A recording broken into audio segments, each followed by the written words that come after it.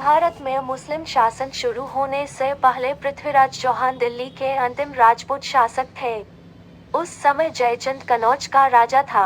उनकी पुत्री संजुक्ता रूपवती होने के साथ साथ एक प्रतिभाशाली महिला थी। संजुक्ता के रूप के बारे में सुनकर पृथ्वीराज उस पर मोहित हो गए।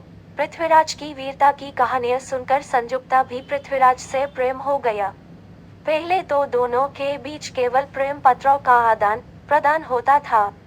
कवि चंद बदाई पृथ्वीराज के लिए ब्रोआबली में प्रेम पत्र लिखा करते थे। कबूतरों द्वारा पत्र भेजे जाते थे। इसी प्रकार कनौज से प्रेम पत्र दिल्ली के राजमहल तक पहुंचते थे। फिर एक दिन दोनों कोटेश्वर मंदिर में छुपकर मिले। ये जानने के बाद जयचंद ने जल्दी से अपनी बेटी के लिए दुल्हन ढूंढने के लिए एक बैठक आयोजित की। पृथ्वीराज का अपमान करने के लिए स्वयंवर सभा के बाहर उनका पुतला खड़ा किया गया।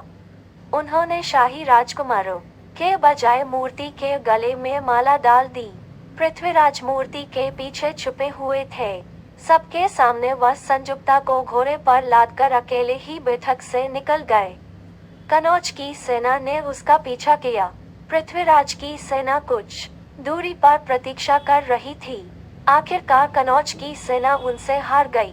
फिर महादुमडिहमा में पृथ्वीराज और संजुक्ता का विवाह हुआ।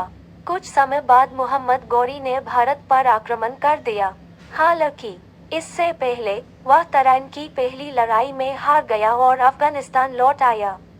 नतीजा ये हुआ कि उसके अंदर बदले की आग जल रही थी। जयचंद ने उस आग पर घी डाल दिया। उनके आह्वान का जवाब देते हुए मोहम्मद गौरी ने भारत पर फिर से हमला किया।